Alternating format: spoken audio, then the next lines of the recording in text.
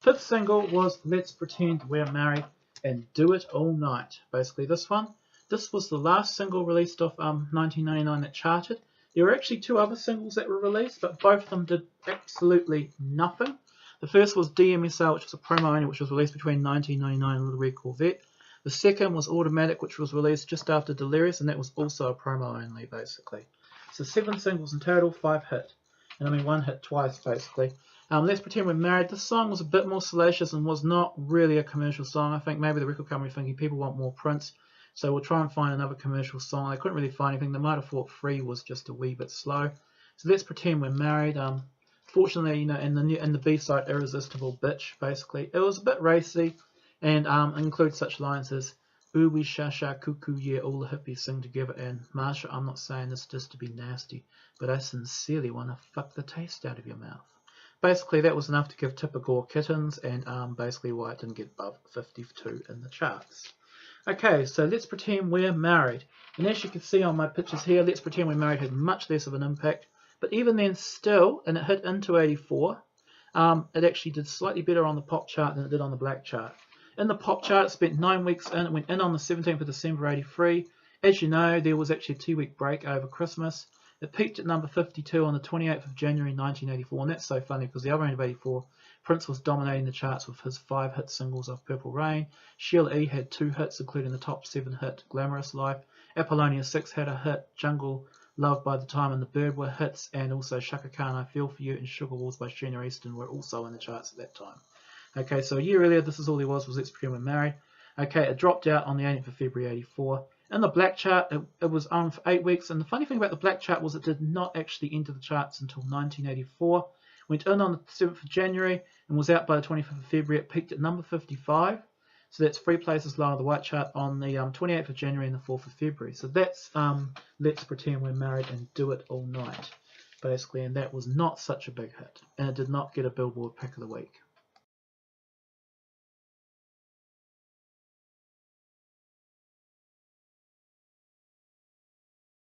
And also overseas, they were trying to push Prince a lot more. Now, these came out in early 83. This was aimed at the French and German market.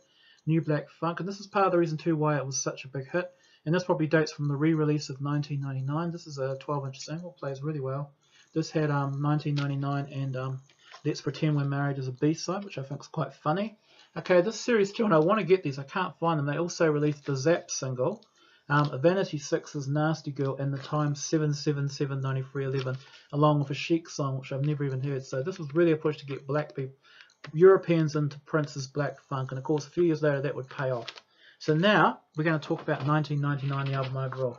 Now we've only talked about singles that only take us through to early 1984. Just out of interest, I decided, okay, so this is the singles as they look on the Time imposed chart, and that's what I showed you here. Oh no, not that one yet, sorry. Okay, what I decided to do was superimpose 1999's trajectory over the singles, and as you can see, there was a small peak around the initial release of 1999, a big peak between Little Red Corvette and 1999 re-release here around 910, a drop, and then a slight jump back up when Delirious hit into the 20s, and then another plateau around Christmas time, and then another slight drop as Let's Pretend We're Married came out. Now this is interesting. This is early 84. I'm about to show you what happened as we head into later 84. As you can see, it's about here on this one. This is this big slump. Look what happens as we head into middle 84. May 84, it starts to go zooming back into the charts. It dropped to a low of about 110. It climbs back up to number 50 by the middle of 84. And why? Because here, this line, this is Purple Rain. Purple Rain was released in June the 30th, and it was into the charts very highly at about number 11. It took 3 weeks to get to number 1, stayed at number 1 for 24 incredible weeks. And during that time, 1999 profited off it. As Purple Rain dropped, it hadn't dropped far before Around the World in a Day came out, this one here. And this also kept 1999s in the charts. It didn't quite do such a good job, but still. Purple Rain really dropped for 85. After the release of Pop Life in August 85, there were no more real hits off the album, and Prince's star started to fade in late 85. And you see all albums dropping. Now what was really interesting here, we'll talk about this. I've done another chart here which shows you the progress of it. And the arrows point to when vital singles were released, basically. And again, sorry for the presentation. The 2 arrows there for Let's Pretend We're Married, that's just to draw your attention to it. Basically, I've done Get In Where You Fit In. Now, the other thing I want you to notice here too is the stars. The gold, that's when I went gold in January 83. went platinum in the middle of 83. Even though it kept selling through 83 and 84, it did not go double platinum until the end of 84, and it went triple platinum in the middle of 85.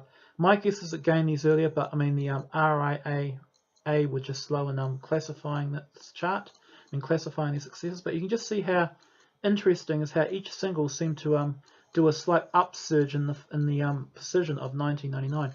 Even Pop Life drove from the 190s back up to the 170s, which is so interesting. Pop Life, 3 years after it came out, as you can see.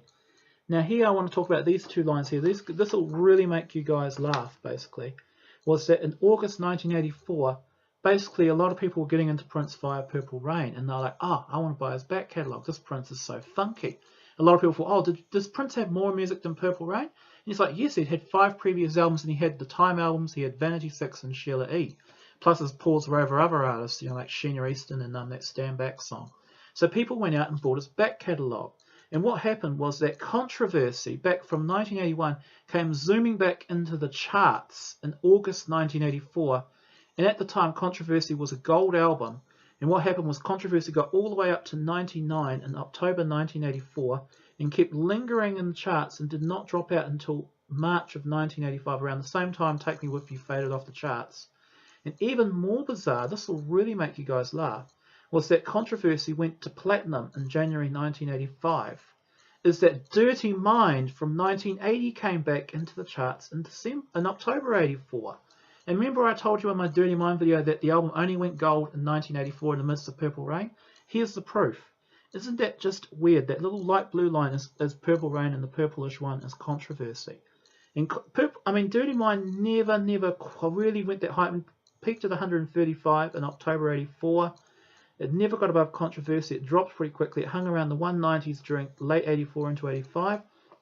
But Dirty Mind had enough juice to go gold, and again, it sold some more copies. Now, isn't that just hilarious? At the same time, so this period in late 84, Prince had his last 4 albums in the chart. 1999 in number 1. Purple Rain at number 1. 1999 in the sort of 50s and 60s. Controversy in the low 100s, and Dirty Mind in the high 100s. Now my guess too is that Prince and For You were also selling at this era, but they were not selling enough copies for them to chart, basically. But it's because I know for a fact my copy of For You is clearly dates from the Purple Rain era, so it's probably from the Purple Rain era. Now one thing I didn't really bother to do much with, and this is what the chart looks like without all this mumbo jumbo on it, so you can just kind of see, that this period in 84 just made Prince a massive star. Now why this is important, this is 150 weeks, is that Prince would have bigger albums after 1999, they'd have more chart placings, but Prince would never again let an album spend 150 weeks in the chart. Now Around the World in a Day, that actually peaked early and actually stayed in the high parts for a while but then dropped. Purple Rain spent 90 weeks, it went out at the end of 1985, Purple Rain did. I actually checked for 2 weeks after the 20th of October 85 just to make sure that 1999 didn't come bouncing back and it might get to 199 for a week. It basically went out and stayed out. Now Around the World in a Day faded even quicker, and that was gone by the end of December 85. None of these albums made it into 1986 basically, and pretty much the charts were quiet until April 86 when Parade came in, but that's another story. So this shows you Prince's versatility and just how much 1999 did for his career. So you've got the 5 hit singles, you've got the MTV action, and then this is all basically this fame he'd built up before Purple Rain pretty much.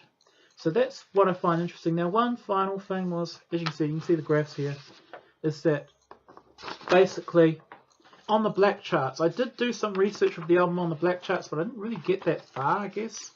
But basically on the black charts, initially the album was quite successful. It came in basically, I'm just trying to find it here, yep. He came in on, oh god, where is it? Yeah. Oh, sorry about this. It came in basically October 1982. It peaked at number 7, which is quite high.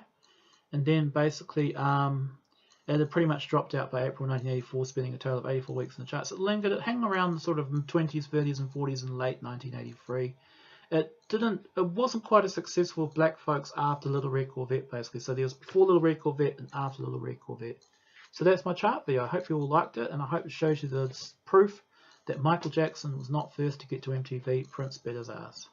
Thank you for watching, and my next video will be a big review of all this beautiful music.